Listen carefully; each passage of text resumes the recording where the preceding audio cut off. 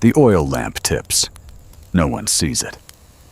Somewhere in the cramped wooden stalls lining the Circus Maximus, between sacks of Egyptian grain and amphorae of Gallic olive oil, a single flame touches dry timber. It is the night of July 18th, 64 AD. The summer wind, the kind that sweeps down from the Caelian hill with the hot breath of a dying season, catches the spark and carries it. Within minutes, the merchant shops become a corridor of fire. Within hours, the circus itself is a furnace. Within days, the world's greatest city will be reduced to ash and memory. 10 of Rome's 14 districts will burn. The 800-year-old temple of Jupiter Stator will collapse. 2/3 of a million people will flee into the fields beyond the Servian Wall, watching the orange glow on the horizon as everything they knew disappears. This is the story of what happened when Rome burned, and who was blamed for the flames. At dawn on July 18th, Rome smelled like it always did: urine, sweat, fermenting garum, and the sour tang of a million bodies crammed into a space never meant to hold them. The Subura, that notorious slum wedged between the Viminal and Quirinal hills, woke to the clatter of hobnailed sandals on basalt paving stones. Prostitutes leaned from upper windows. Children darted through crowds chasing bronze-bound hoops.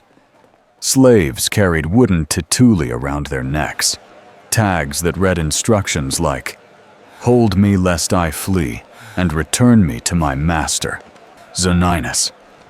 The insulae, Rome's 6-story tenement blocks, leaned so close together that neighbors could reach across the alleyways to touch hands. Some 46,000 of these buildings stood throughout the city, housing everyone from prosperous artisans on the second floors today, laborers in the garret rooms beneath leaking roofs. The ground floors held tabernae, butchers, bakers, cloth dyers, and wine cellars, all operating under timber beams coated in decades of cooking grease. Fire was familiar here. Everyone knew the Vigiles, the 7,000 freedmen who patrolled the night with their leather buckets and bronze water pumps.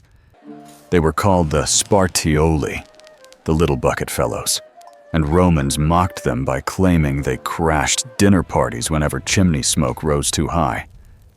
But the Vigiles were serious men. They carried axes and hooks. They trained with siphona, hand-operated pumps that could spray water 30 meters. They spread wet centones, quilted blankets soaked in vinegar, over small fires before they could spread. On July 18th, the centones would not be enough. Emperor Nero was not in Rome. He was 35 miles away at his coastal villa in Antium, escaping the oppressive July heat. Temperatures that historians now estimate reached well above 30 degrees Celsius during the Roman warm period. In the city, people sought shade beneath the colonnades. Wealthy citizens drank snow-cooled sorbet. The poor sweated in their airless cubicula, single-room apartments with no ventilation, where smoke from braziers and the stench of emptied chamber pots collected in the stagnant air. The sun set. The city quieted. Oil lamps flickered in 10,000 windows. And somewhere near the Circus Maximus, the fire began. The shops that lined the southeastern curve of the Circus Maximus were tinderboxes waiting for ignition.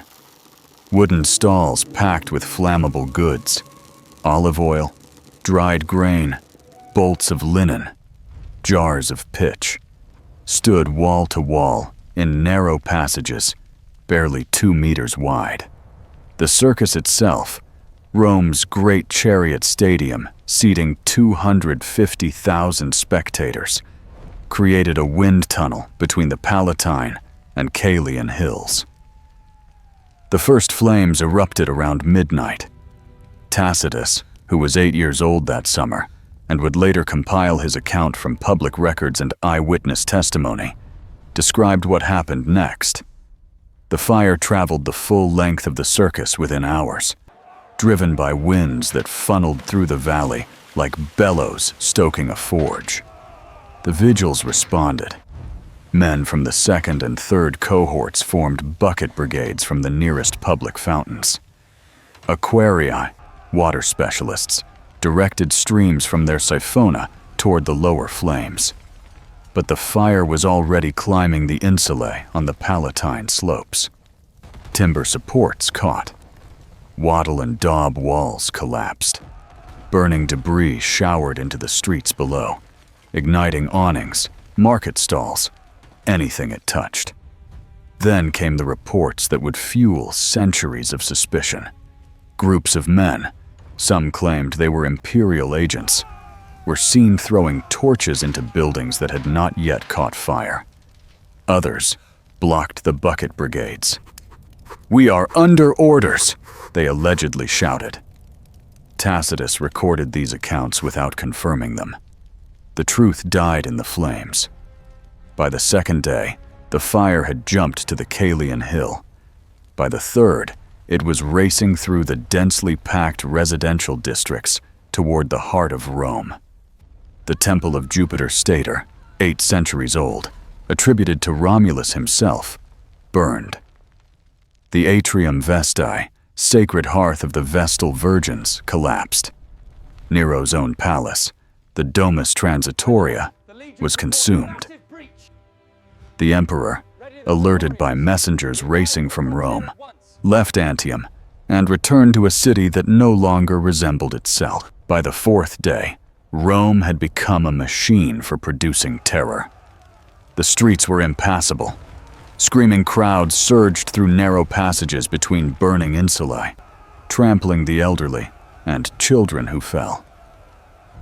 Tacitus wrote that some Romans, having lost everything, families, homes, possessions, simply stopped moving. They sat in the smoke and waited to die. Others committed suicide rather than face the flames. Looters worked alongside the fire. They stripped abandoned tabernae of their goods, pried bronze fittings from temple doors, dragged bodies from collapsed buildings to steal rings from swollen fingers. The Vigiles, overwhelmed, abandoned firefighting in some districts and joined the plundering. Discipline evaporated in the heat. On the sixth day, the fire seemed to subside. Fire breaks, buildings demolished with ballistae and axes to starve the flames, appeared to work. Relief spread through the refugee camps in the fields beyond the city walls, where Nero had opened his private gardens to shelter the homeless and organized emergency grain distributions. Then, on day 7, the fire reignited near the gardens of Tigellinus on the Esquiline Hill, property belonging to Nero's closest advisor. This second conflagration burned for 3 more days. When it finally exhausted itself, only 4 of Rome's 14 districts remained intact. 3 had been leveled completely. 7 showed nothing but scorched and mangled ruins, in Tacitus's words. The death toll was never calculated. Conservative modern estimates suggest thousands. The actual number was almost certainly higher.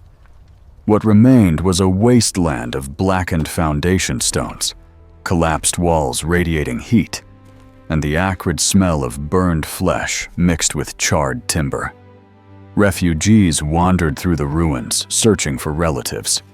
They found melted ironwork, cracked marble, and the unrecognizable shapes of what had once been their lives.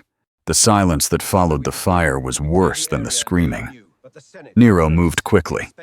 He stabilized grain prices, funded Reconstruction, and introduced the most comprehensive building codes Rome had ever seen. Wider streets, fireproof brick construction, mandatory water supplies in upper floors, colonnaded facades to create fire breaks. The new Rome would be safer.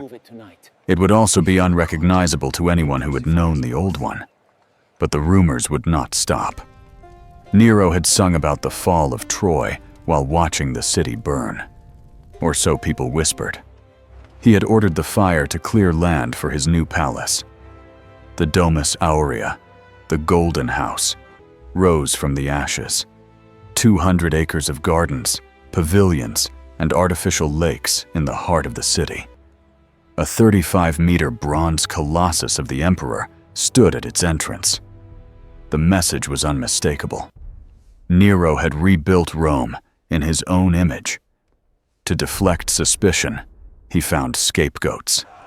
The Christians, a small, obscure Jewish sect whose members gathered near the Capena Gate, close to where the fire began, were arrested in large numbers. Tacitus, no friend to Christians, recorded what happened next with clinical precision. They were covered in animal skins and torn apart by dogs. They were crucified.